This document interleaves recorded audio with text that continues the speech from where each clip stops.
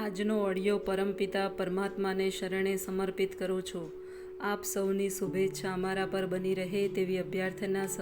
જય શ્રીમદ નારાયણ. શ્રીમદ ભગવદ્ ગીતા પ્રકૃતિના 3 ગુણો નામનો અધ્યાય 14 શ્લોક 26.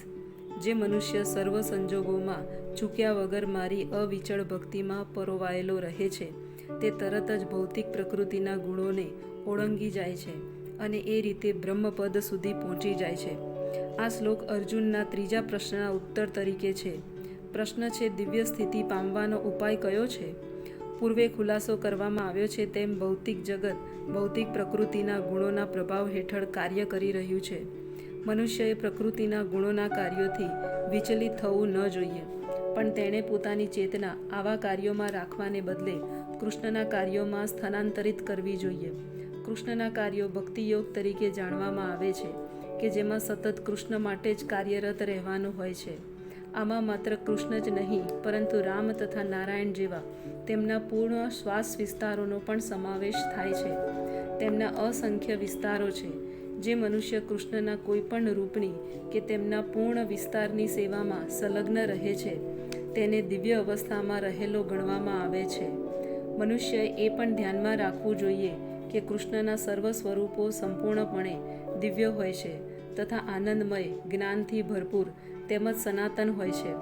આવા ભગવત સ્વરૂપો સર્વશક્તિમાન તથા સર્વજ્ઞ હોય છે અને તેઓ સર્વ દિવ્ય ગુણો ધરાવે છે. માટે જે મનુષ્ય કૃષ્ણની અથવા તેમના પૂર્ણ અંશની સેવામાં અટળ નિર્ધાર રાખી લાગી જાય છે ત્યારે તે પ્રકૃતિના ગુણો દુર્જ હોવા છતાં તેમના પર તે સહેલાઈથી વિજયી બને છે. આ બાબતમાં અગાઉ 7મા અધ્યાયમાં સ્પષ્ટતા થઈ ચૂકી છે. કૃષ્ણને શરણાગત થનાર મનુષ્ય તરત જ ભૌતિક પ્રકૃતિના ગુણોના પ્રભાવનો પરાભવ કરે છે. કૃષ્ણ ભાવનામય હોવું કે તેમની ભક્તિમય સેવામાં લાગેલું હોવું એ કૃષ્ણ સાથે એકરૂપતા પામવા સમાન છે. ભગવાન કહે છે કે તેમની પ્રકૃતિ સનાતન, આનંદમય તથા જ્ઞાનમય છે અને જેવી રીતે સુવર્ણ કર્ણ સોનાની ખાંડના અંશો હોય છે તેમ સર્વ જીવો તેમના અંશો છે.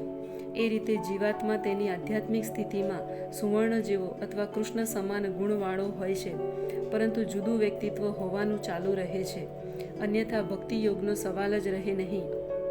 ભક્તિયોગનો અર્થ જ એ છે કે ભગવાન હોય છે, ભક્ત હોય છે તથા ભગવાન અને ભક્ત વચ્ચે પ્રેમનું આદાન પ્રદાન પણ હોય છે.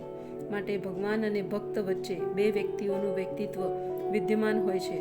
અન્યથા ભક્તિયોગનો કશો અર્થ રહેતો નથી. જો મનુષ્ય ભગવાન જેવી દિવ્ય અવસ્થામાં ન હોય તો તે ભગવત સેવા કરી શકે નહીં.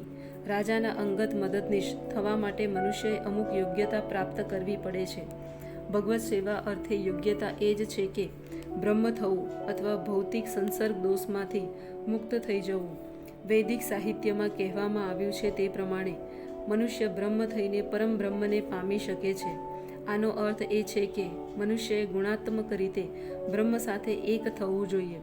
બ્રહ્મત્વ પામવાથી મનુષ્ય સનાતન વ્યક્તિગત આત્મા તરીકેની તેની ઓળખ ગુમાવતો નથી.